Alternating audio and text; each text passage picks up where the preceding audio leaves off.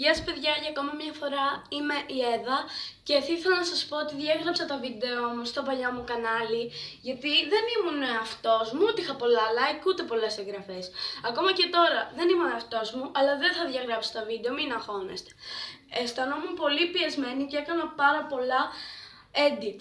Δεν μου άρεσαν τα βίντεο με edit πραγματικά, γι' αυτό στο σημερινό και σε όλα τα υπόλοιπα που θα κάνω, γιατί θα είστε σίγουροι ότι θα κάνω πολλά, να είστε σίγουροι μάλλον, δεν θα κάνω ούτε edit, ούτε θα βάζω φωτογραφίες, ούτε θα βαστάω την κάμερα, γιατί δεν μου αρέσει αυτό. Και ναι, θα είμαι αυτός μου από εδώ και πέρα, σας αρέσει δεν σας αρέσει, γιατί αυτή είμαι και είναι τέλος πάντων.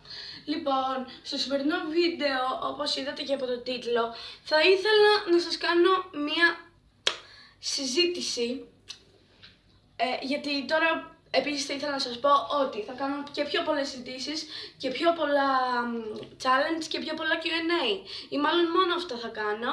Επίσης ό,τι άλλη ιδέα θέλετε θα την κάνω αν θέλω και αν μπορώ πάνω απ' όλα. Γράψτε μου κάτω στα comments τι θέλετε και εγώ θα το κάνω. Όπως είπα λοιπόν, στο σημερινό βίντεο θα κάνουμε μία συζήτηση. Και όχι μία οποιαδήποτε συζήτηση. Όπως είδατε και από το τίτλο, θα κάνουμε μία συζήτηση για το διαδίκτυο. Βρήκα πριν περίπου 3 μήνες αυτό το βιβλίο που λέει για τα παιδιά στο διαδίκτυο. Όπως βλέπετε στην εικόνα, πολλά παιδιά είναι θύματα bullying και τους δελεάζουν με διάφορα πράγματα για να τους σκοτώσουν, να τους κακοποιήσουν, να τους πάρουν τα όργανα. Τέλος πάντων, ο σκοπός μου του βίντεο δεν ήταν να σας φοβήσω, ούτε να σας μιλήσω για αυτό το βιβλίο. Απλά ξέρω κάποια άτομα τα οποία έχουν πέσει θύματα κακοποίησης, bullying, όπως θέλετε πέστε το, και γι' αυτό θα ήθελα να σας βοηθήσω μέσω αυτό το βίντεο, γιατί ξέρω ότι όχι μόνο τα άτομα που γνωρίζω αλλά και κάποια άλλα είναι θύματα κακοποίησης και γι' αυτό θα σας δείξω κάποια σοφά λόγια ή κάποιες σκηνές από αυτό το βιβλίο και γενικά θα σας δείξω διάφορα πράγματα. Ναι, θα ξεκινήσουμε από μία εικόνα, εδώ αυτή, που λέει, είναι ένας διάλογος βασικά, λέει μάλλον λέει δασκάλα, Μαρία, έχουν έρθει οι φίλες σου για να πάτε βόλτα? Και λέει η Μαρία, δεν θέλω, μιλάω με τους διαδικτυακούς μου φίλους τώρα. Λέει μετά να φωνάζουμε και τη Μαρία. Να φωνάξουμε και τη Μαρία μάλλον, λένε οι φίλες της. Λέει η άλλη, όχι, προτιμάει τους ψεύτικους φίλους στο διαδίκτυο. Όταν ήμουν στην ηλικία σας διασκεδάζαμε πραγματικά στο πάρτι, λέει η μαμά της Μαρίας. Γιατί μαμά είναι τελικά. Και μετά βλέπουμε μια ταβέρνα. Λέει αυτός που σερβίρει, παλιά στο κυριακάτικο τραπέζι επικοινωνούσαμε με λόγια, όχι με μηνύματα. Και μετά λέει από κάτω. Η εύκολη πρόσβαση από παντού στις σελίδες κοινωνικής δικτύωσης οδηγεί στην αύξηση του χρόνου που περνά ο μέσος χρήστης στις σελίδες αυτές. Λοιπόν, αυτό το κορίτσι πραγματικά μπορεί να είχε πέσει ήδη θύμα κακοποίησης και να μην το είχε καταλάβει. Γιατί ξέρετε ότι πολλές φορές πέφτουμε θύματα και δεν το καταλαβαίνουμε καν. Αυτό είναι πάρα πολύ κακό. Με το παραμικρό αντιδράστε, γράψτε comments, πείτε το στους γονείς σας, πείτε το σε κάποιον μεγαλύτερο, στους δασκάλους σας, αν πέσετε θύμα μέσα σε σχολείο ή κάτι τέτοιο για να σας βοηθήσουν. Μην το κρατάτε κρυφό. Αυτή είναι η συμβουλή που έχω να δώσω, ακόμα και αν σας έχει εκβιάσει να μην την πείτε τίποτα, εσείς να πείτε, γιατί είναι πάρα πολύ σημαντικό αυτό.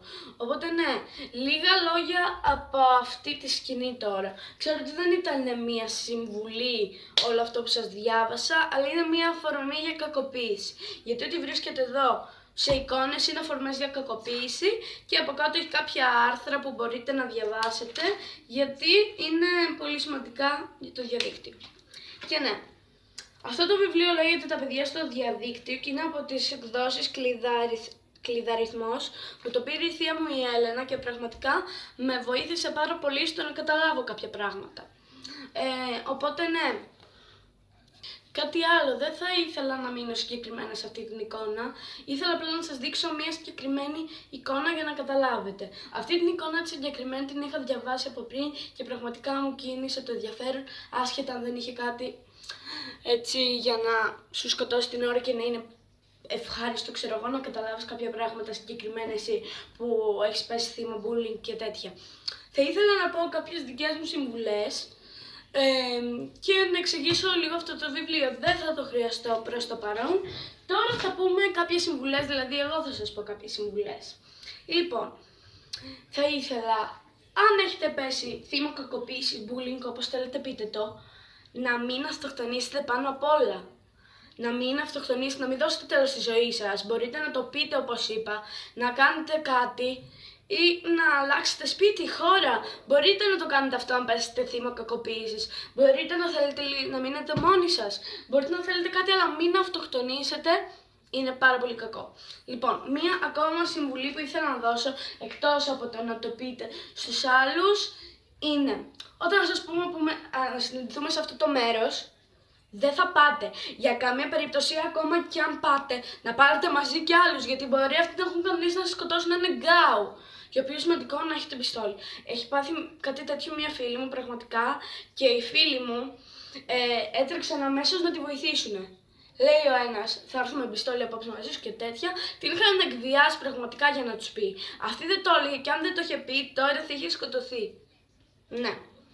Επίσης κάτι άλλο που ήθελα να πω είναι ότι ξέρω εγώ τώρα να σας πει κάποιος από κάποιους άγνωστους που μόλις είναι στο νοσοκομείο να μην παρασυρθείς, να την πάρεις ένα τηλέφωνο, συγκεκριμένα είσαι στο σχολείο, γιατί εκεί γίνονται αυτά τα πράγματα. Επίσης κάτι άλλο, να μην αφήνετε μέχρι και κοντινούς ανθρώπους σας να σας πειράζουν. Και αν σας πειράξουν, ας πούμε, μπορεί ο μπαμπάς σας ή η μαμά σας να είχε δουλειά και να σας αφήσει στον ονό σας. Αυτό έχει συμβεί στην πραγματικότητα. Μπορεί να θέλει να σας βιάσει, να σας πάρει τα όργανα. Και όταν πέφτετε θύμα βιασμού, από οικογενειακοί φίλοι, συγγενή, οικογένεια τέλος πάντων, δεν το κρατάτε κρυφό προς Θεού. Το λέτε, το καταγγέλνετε και τέρμα. Δεν σας πειράζει κανείς. Για να μην έχετε προβληματισμούς, σας λέω αυτά τα πράγματα.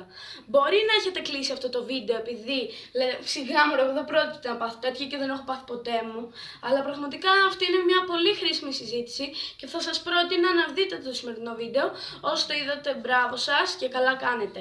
Αν θέλετε, πατήστε μια εγγραφή, κάντε ένα like γιατί θα με βοηθήσει πάρα πολύ. Ελπίζω να ήταν αρκετά χρήσιμα αυτά που σας είπα στο σημερινό βίντεο. Οπότε ναι, τα λέμε στο επόμενο, ελπίζω να σας άρεσε αυτό. Γεια!